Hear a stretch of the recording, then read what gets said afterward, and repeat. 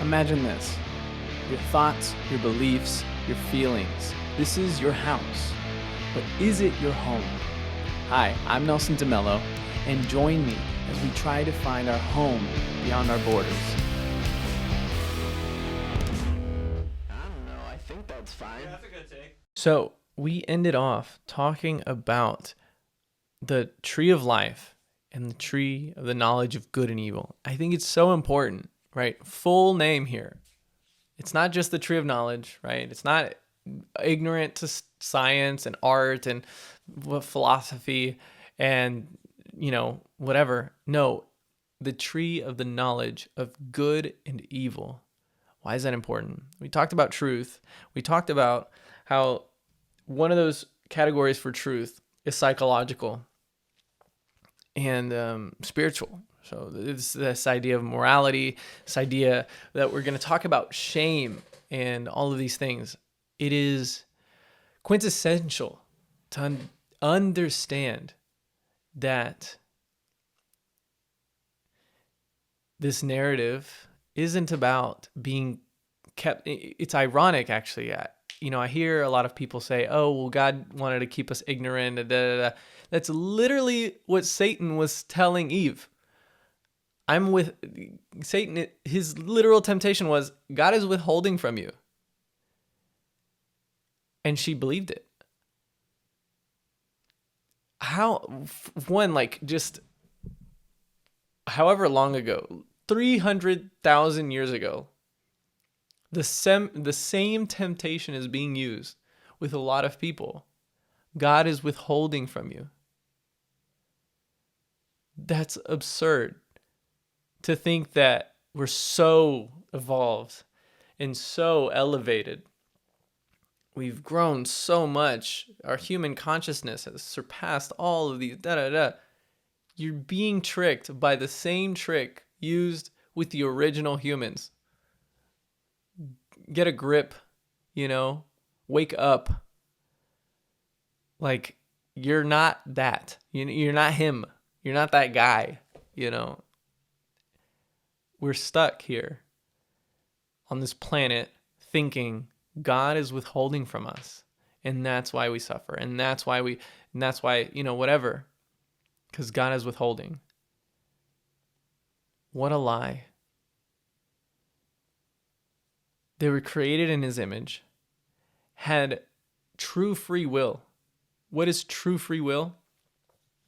Not being bound by sin, right? Which means that there are things in our lives that we will constantly pick over other things, bad things. We will constantly pick defending ourselves, protecting ourselves, hiding ourselves from other people. We have to shed that away for us to really live in freedom. We're not free. Adam and Eve, they were free. They had a clear choice in front of them. We don't always have a clear choice because we can't help ourselves. Adam and Eve did a clear choice. And they fell. They fell for temptation. They felt like, well, at least Eve did, right? And I don't want to yeah. But I mean, the story goes is that Eve was tricked into pride, into envy, into all of these things. And Adam was just the idiot husband who just went along with it after the fact,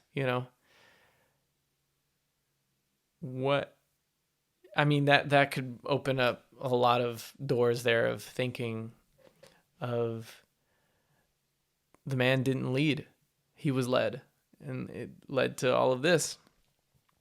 Yeah, I don't know.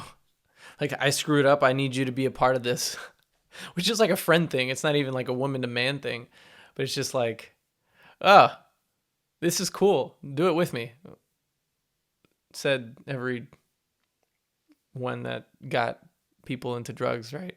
I don't know, but there's just so much there. And so here we have another thing to think about when we're thinking about the human psychology of Adam and Eve, right? At the end of, I think, chapter 2, it says that they were naked and unashamed. They had no self-awareness, right? They had no ego. They had no insecurity. This was Eden. This was perfect. And so you have then the destruction, the corruption of their soul. You have them now thinking they know what's good for them. So you have a false sense of morality in each of these people. And we kind of understand, and based on life, that people pick morality in a way that suits them and suits their needs and suits everything that's going on inside of them. I think that's really important to consider and understand about the subjectivity of our morality or whatever. It has everything to do with what's benefiting you, right? If in this shame that we've adopted from Adam, if this shame manifests itself into desiring to be loved, to hide this shame, to hide this the worst parts of yourself, this thing deep down in you that says you're not good enough, right?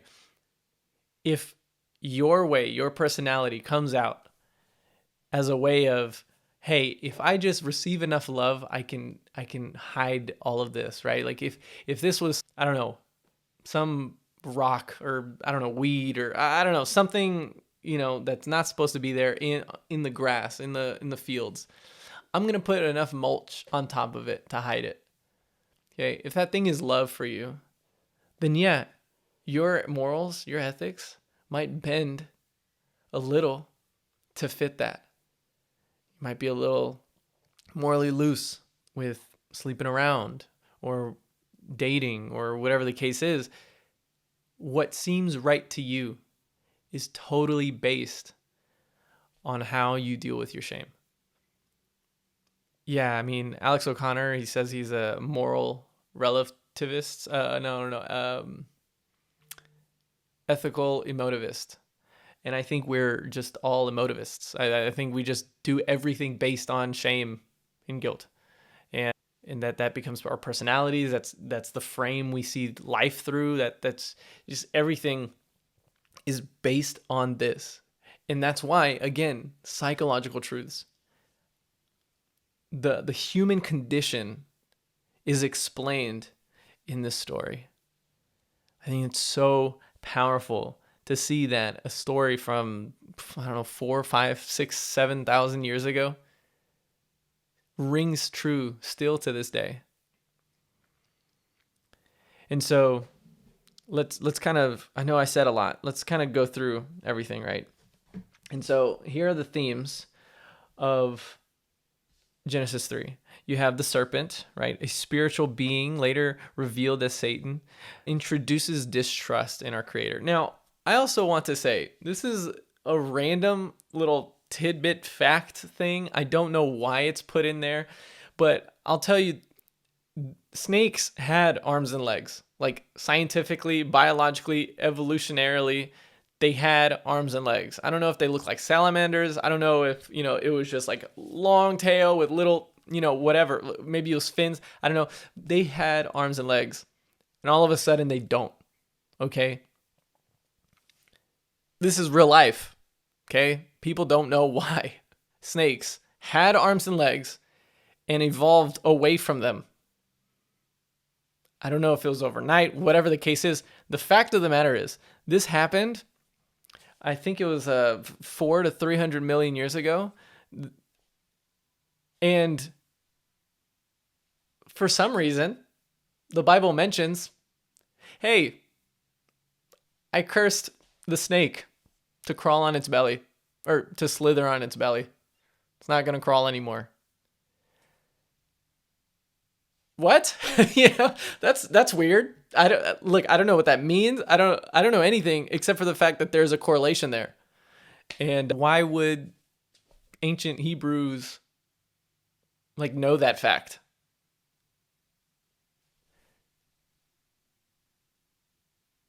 I'm flabbergasted. I don't know, but that is true. It is historically true, woven into this story. That's why it's so convoluted, and why convoluted in the layering of truth.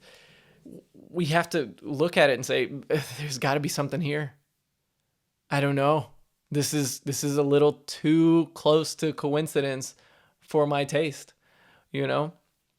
So cool. We have the snake.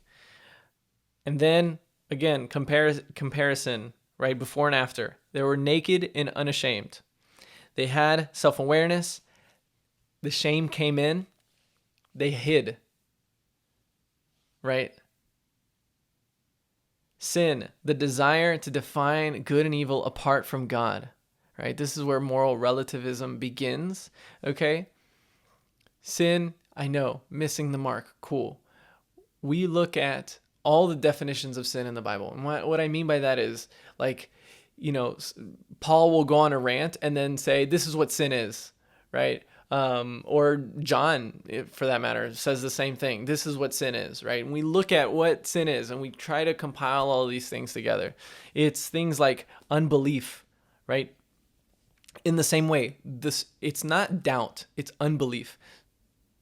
In the sense that, because I know, as soon as I said that, I was thinking of that story where, with Jesus, and he's like, I believe, help my unbelief. Different unbeliefs, okay? There's a doubt, or maybe it's not, but he's offering that to God, which is cool. It's appropriate. When we go through the book of Psalms, that's literally all of it is, here's the worst parts of me. God, here. There are some verses, some Psalms that don't even end well, which it's this whole thing of oh, this is how I feel, crush my enemies and da-da-da, but you are God, you are my rock, you are my savior, and da-da-da.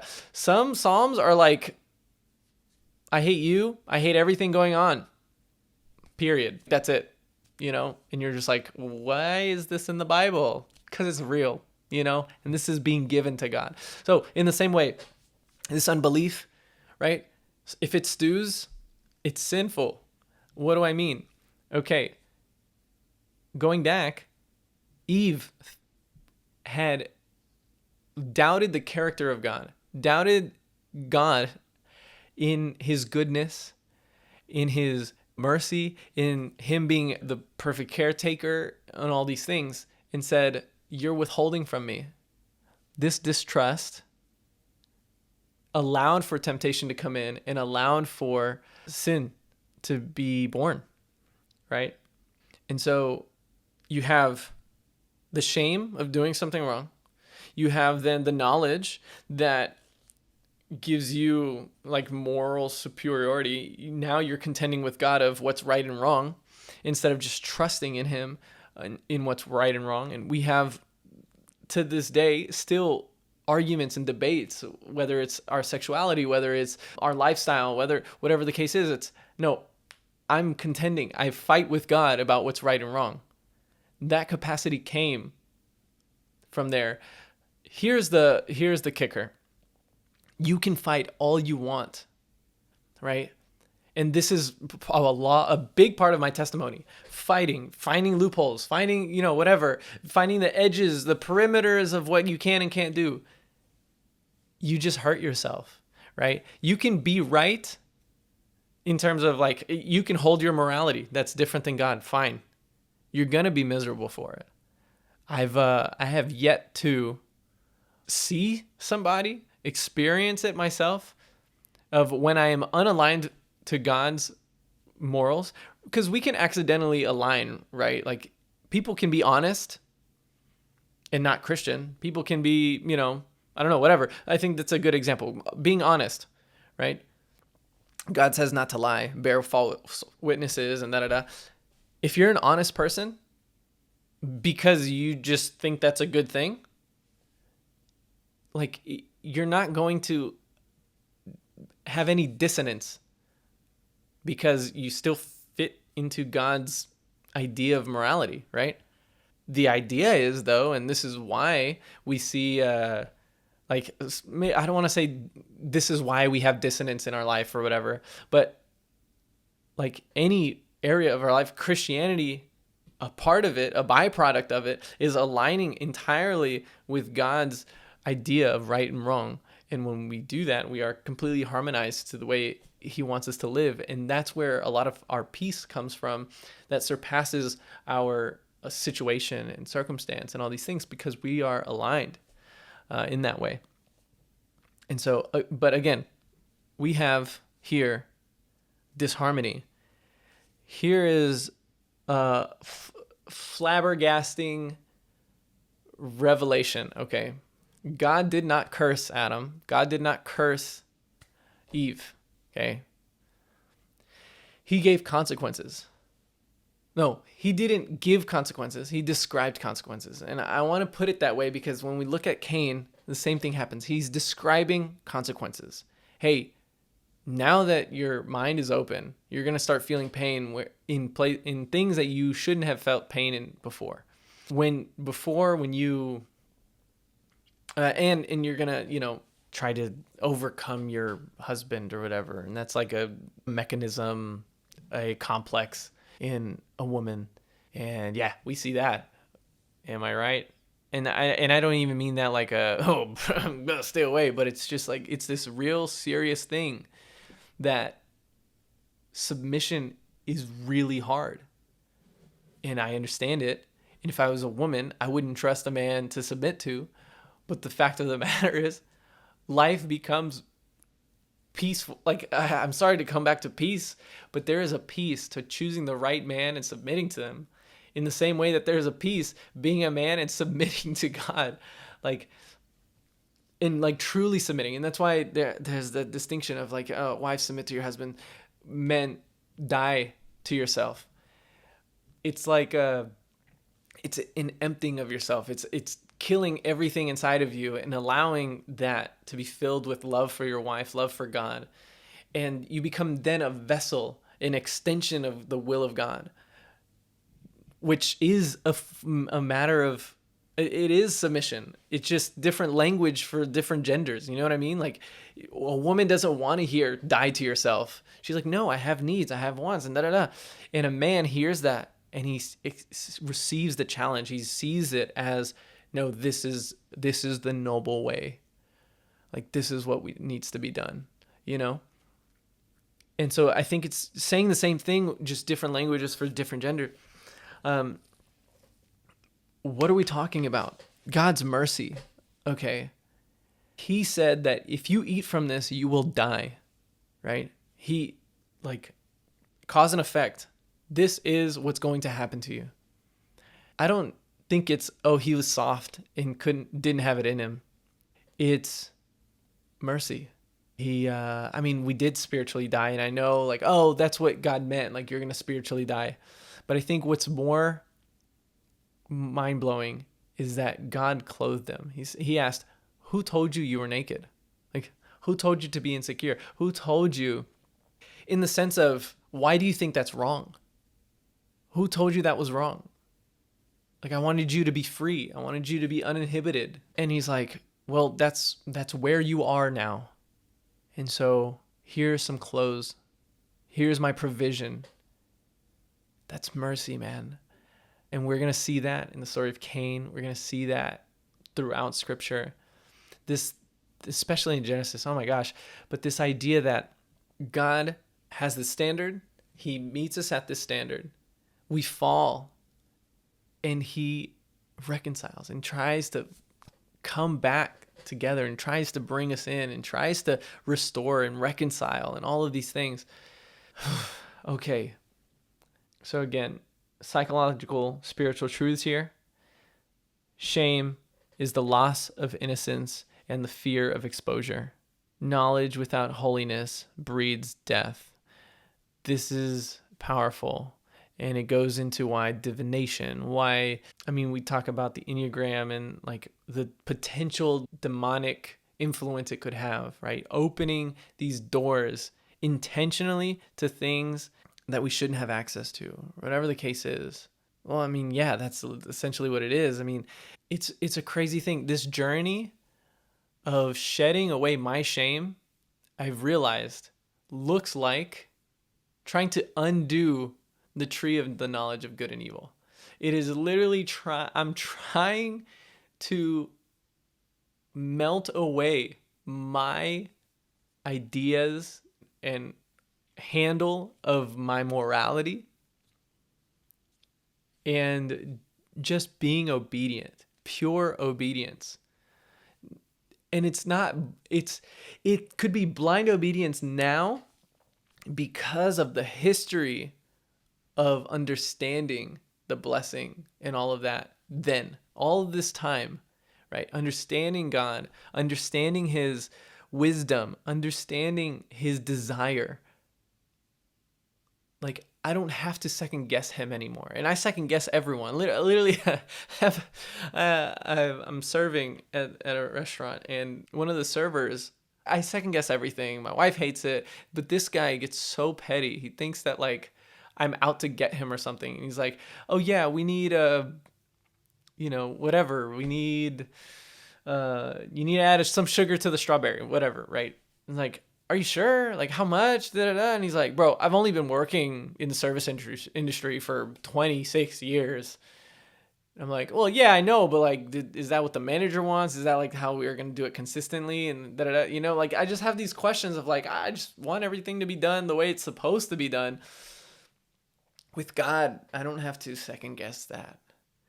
And like, I'm not saying that I don't second guess it. But I have so much history and understanding and wisdom and knowledge and discernment to understand that like, I don't have to second guess it. And it's not that I shouldn't. There's no need, like, and I do, because that's just how I am. But like, yeah, enough said. Genesis 4, Cain and Abel. I'm not going to go chapter by chapter. It's just these few chapters are so dense that we just got to go chapter by chapter, Okay, so Cain and Abel, okay? Worship and wrath. Okay, so here, there's a few ideas. Well, really, there's the main idea of why there's a chasm in how God responds to the sacrifices. There's one idea I heard from a gentleman. His name is Johnny Chang. Yeah. Now, at first look, I kind of liked this idea. Then I realized something. I don't know if it really works down the line. Essentially, what that is that Abel sacrificed out of grace, right? He says, oh, animals, you don't have to toil, you don't have to work, you don't have to do all these things for these animals. They just kind of eat and grow, and then ta-da, you have an animal, right? One, I think there's a lack of understanding of the care you need to be a shepherd, right? And, whether that's making sure births go well, making sure they're being grazed well. And I understand that in this Eden, there was, it was plentiful. There was no dangers, right? Cool. But it's still work. If it gets stuck in something, you got to move it, all that stuff, whatever.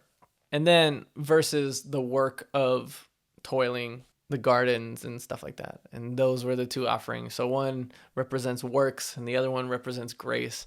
So yeah, I'm breaking it down as we talk, but again, if Eden was this luscious place, and we do see it, right? When he gets his consequence that the land won't produce in its full strength anymore. And so that means that so he wasn't working that hard to maintain, it was busy work. Like I do my weeds. I'm not like over there like sweating and da-da-da. I mean, yeah, kind of, yeah, my hands hurt a little bit and whatever, but like, I don't know. There's just this like, oh, we're just working. Like it's not that it's busy work, but it's because busy work, is like inconsequential and da-da-da, but it's just thing of like, it's not the worst thing ever, is essentially what I'm trying to say. And so both jobs could be equal toil, right? But if you have fruits that are abundant, you're not like killing yourself over getting what you need. And I also don't even understand. Well, yeah, I guess both theories kind of suck, because imagine having bad fruit in Eden, like crappy fruit, right? Because so yeah, the idea is, oh, one's vocation is better than the other, is essentially what Johnny Chang is saying. Is the shepherd and his sacrifices are better than the vine dresser or the gardener, right? And that's not fair, right? That's basically saying, like, if I offer up my music and things, God says, no, I don't want music. I want you to be a pastor. Not like in a sense of obedience, in a sense of like, this vocation is better than this vocation, and I don't accept that vocation whatsoever. Yeah, that gets completely dismantled, to be honest. Because Abel was a tender of the animals and Cain was the tender of the garden. Like that's their roles, that's what they did. It's not like he could be like, oh, I'm gonna go with you, Abel, and do what you do. And so that leaves you with the traditional old school story of, hey, what is it? That Abel offered the best first fruits of what he got, and Cain gave blah, he gave whatever. And that's why God loved Abel more than Cain. I think what's left to think about is more of the literal words of first fruits. I think if everything was perfect in Eden, nothing had flaws, no animals had flaws, and no fruits had flaws. Maybe they did. I don't know. I'm not looking at the scripture right now. I'm going based on memory in my notes. But if that's the case, then it would literally have to be the first fruits. So like the firstborn of, the lamb, or the firstborn of the goat, or whatever, that firstborn was given, because it's a promise of, like, I know you're going to take care of me and this is going to produce more eventually. But the first one, right, instead of saying, oh, this is going to secure my, like, the legacy of this, of these domesticated animals, I'm going to give you that security, right? Where when you're tending the garden, you could be, instead of like start, because you're going to start wherever, instead of giving the beginning and being like, look, I don't know what the rest is going to look like, but here's the first fruits, I think there's a faith in that. So maybe there was that distinction of, hey, I'm giving you the first thing because I trust you to give me the rest, where Cain was like more, wait, hold up. If at any point in this you said, dang, I never thought about it like that, please subscribe. What are you doing, man? I'm trying to pay my bills. Okay, anyways, let's get back to the serious stuff. All right, see it. So yeah, I mean, I don't know. That's all the theories. I like mine because I said it. So that's that. But I don't know. I mean, because that is what I've thought about with first fruits, tithing, and all of that. It's like, it's not about the quality necessarily. I know that in sacrifices and stuff like that for atonement, yes, it is, and we'll get there in Leviticus. But I think in terms of like trusting God, if the point of tithing is to release the trust you have in money and currency and your future and this and that, and be submissive to God, then it's about the first fruits, the literal first fruits.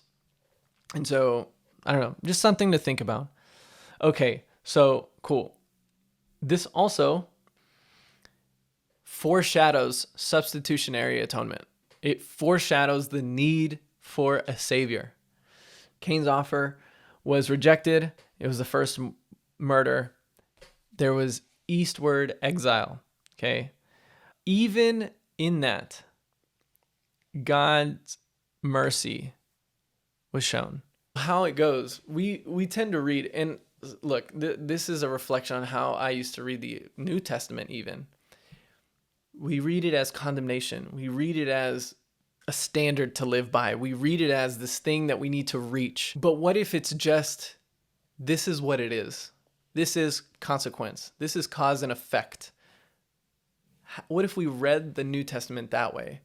And why I bring this up now is because when we look at the curse of Cain, the mark of Cain, and that the whole story, we see that as a curse. But what if it is God giving, again, explaining the consequence? What do I mean? You murdered your brother. The land now cries out for your brother's blood. This is consequence. I didn't ordain this. This is just spiritual physics. It is what it is. This is gravity. This is spiritual gravity. You know, what comes up must go down. When the earth had no taste of blood, it was fruitful, full of life. It tasted blood, and that corrupted the soil. I don't know if it made it thirsty for soil, like barren, you know, in the way that you pour water in a desert and the water evaporates. Like, I don't know in that case, but like that's what I'm thinking of is this is just physics. This is spiritual physics. You murdered someone, the blood, the life force of a human being into the ground, and it has corrupted it and destroyed it. The strength of its fruits have lessened, will make you nomadic. You will have to then go to different lands and graze and take all of your stuff. There is no other option. It's what you've got to do now. And then he gets scared and says, if I do that, they're going to kill me. Somebody out there is going to kill me. So, okay, before I get into that, right? Because he says someone out there is going to kill me. And so God, again, the same way he gives clothes to Adam and Eve, he gives him a mark and says, don't you worry. I'm going to take care of you. You messed up. There's a consequence for that. But I am going to be merciful in that consequence for you. I'm going to be there with you and protect you so that your punishment won't be too severe. Dude, can you understand the love of God? Can you understand God's mercy? Can you understand his attempt to constantly reconcile and bring us back to him, to take care of us in our ignorance? This is the first murder in the Bible, and this is how he treats murderers. And so let's break it down. So let's say, okay, because this implies that there may be other people out there in the world. So let's say that there is no one else, and he's just living in that fear, right? So again, psychological truth. You kill somebody, you're paranoid, okay? You're like, I don't know what's out there, but it's going to kill me. These are our fears, right? So guilt, spiritual torment. You have other humans maybe would have existed, and he's scared of them. Fear of divine judgment coming from other people. So this fear of like, I murdered someone, I know what I deserve, and you're going to ask someone else, you're going to get somebody else to kill me, aren't you?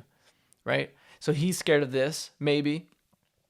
Awareness of generational consequences, just understanding that one person kills another and they're going to be upset, seek vengeance, and they're going to kill, and then they're going to kill, and they're going to kill. And then this loss, like he was with Adam and Eve, you know, they had this, well, it's not Eden anymore, but it is this like paradise of sorts. And he can't belong there anymore. Right.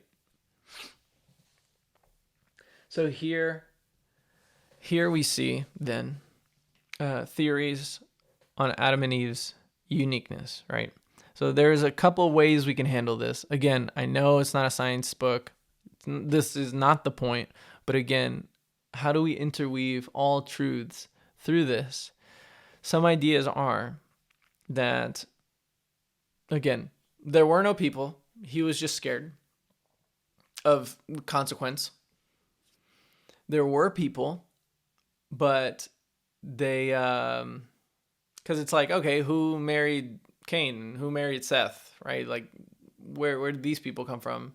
They could just not be mentioned, but there were in their little conglomerate. There were more people, and then they spread out, and he's just scared of his cousins and whatever, right? And these were like this. The family tree started with Adam and Eve and branched out, and there's like hundreds of kids or whatever, and they're having their kids, and they're kind of just all separated, and they're like, I'm gonna run into a brother, I'm gonna run into a sister that's gonna kill me, okay, because I killed one of their brothers, Abel, right? So that's one thing. Another thing is that Adam and Eve were like a representative pair that ties uniquely to Christ's redemptive image. This one is kind of tough, because although it's like, again, scientifically maybe more accurate, that there were people everywhere, I guess, like little pockets of people that were made, let's say maybe several Edens, and he kind of maybe knew about them and was scared of them. But the Adam and Eve Eden directly lineates to Jesus, and that's why it's relevant, right? This is an omission of everything else. Again, not a textbook, but in the same way that like there's a lot more information, and I've literally had to say, we won't get into that, redacted, intentional redaction to tell this cohesive story. Now, problems with this is, then how has the initial sin, what's it called? Like your innate sin, being born in sin, like how does that apply to everyone? Few theories there. Everyone ate from the tree of knowledge. So let's say there's 5 pods. They all failed in sustaining their holiness, right? That's one way. Another way is there was just so much intermingling over the span of, 300,000 years, whatever you believe. There's just so much intermingling that everyone eventually had it. And we look at, God resetting twice, I think, humanity, maybe just one time. I don't remember anymore. And so, like that's one aspect. And then, yes, there's a righteous man, but he's in sin. Like he has that sin inside of him, but he's a righteous man, and so he's repopulating the earth. There's a lot of theories, I guess, and you can come up with it. This is not like I don't know, maybe it's trivial to people, especially because, hey, this is trying to tell moral truths. This is trying to explain, the world in a different dimension kind of deal, like trying to explain truths. And I'm over here worried about the physical. But I think that's part of what being prophetic is. It's the thing that ties it all together. It's the truth that kind of splits through earth, physical, emotional, and spiritual, What are we getting at? So yeah, maybe there was humans. Most likely there were other humans. But there is still that psychology, and that rings true, right? That's how people respond. That's how people are scared. And the important part, again, God's mercy, seeing that. We get into then Genesis 6, 1-4, the Nephilim, okay? The sons of God and the Nephilim. Okay, so what does this mean? Sons of God take the daughters of man. Nephilim, giants, mighty men of renown. Okay. So, a few interpretations here. Yeah. Okay. Let's get into it almost. I'm going to have to save my theory for the end just because, or maybe not. Yeah, because I want to talk one thread through using this. And so I'm just going to give the theories that more commonly found, and then my idea on that, my take. Okay, cool. So the literal, okay, sons of man, or sons of God, angels, right? And there's a hybrid there. Also another, I'm going to put another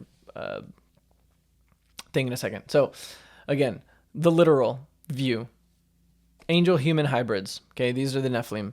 Why is this so strength? Like, what's the strength in this argument? It's supported by early Jewish and Christian traditions. The criticism here, though, it's kind of problematic when you think about when Jesus says that angels don't marry, not given into marriage. Now, you could argue that away and say, hey, fallen angels breach the boundaries that God has given, and they just crossed another line that shouldn't have been crossed. Totally fine.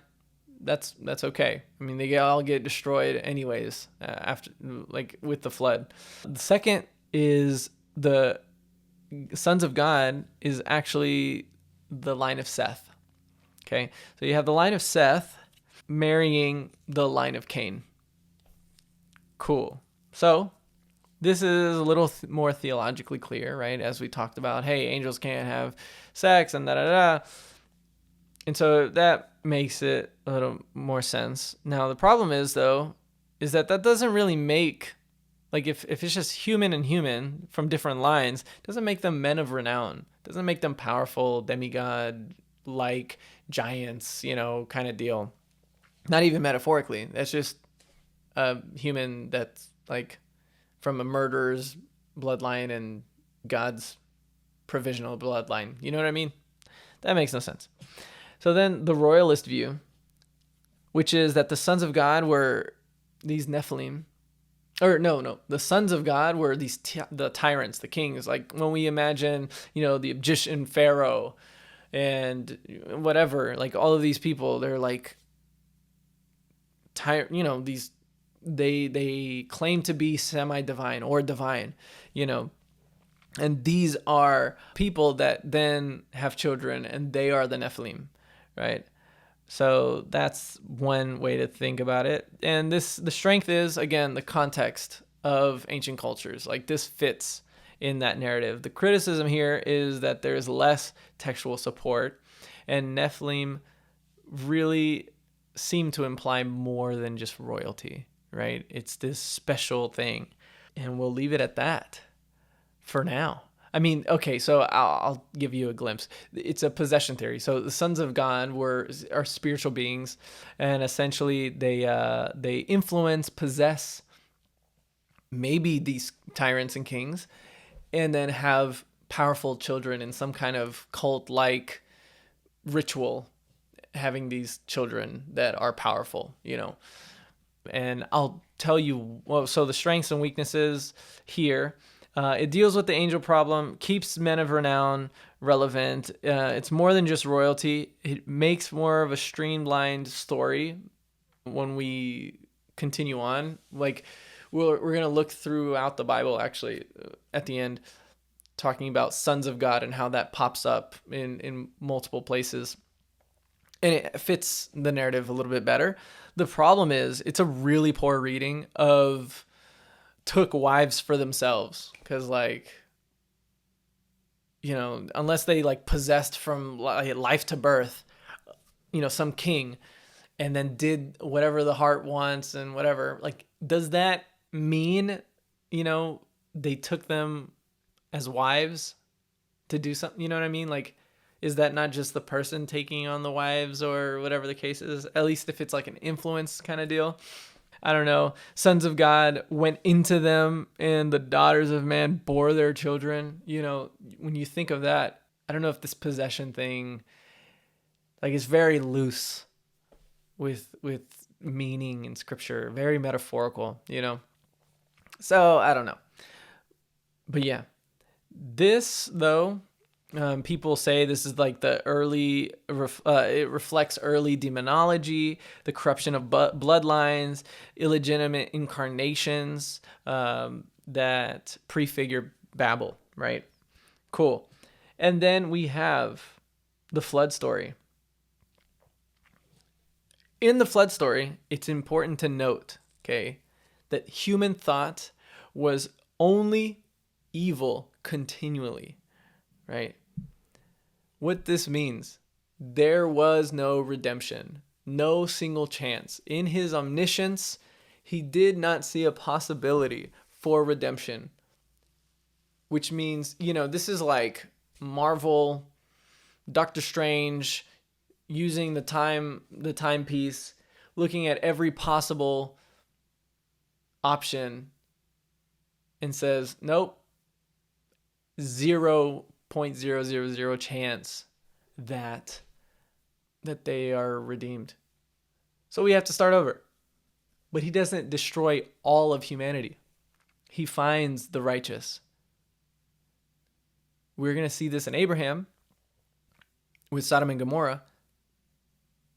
Everyone who's righteous, come on down. But there wasn't.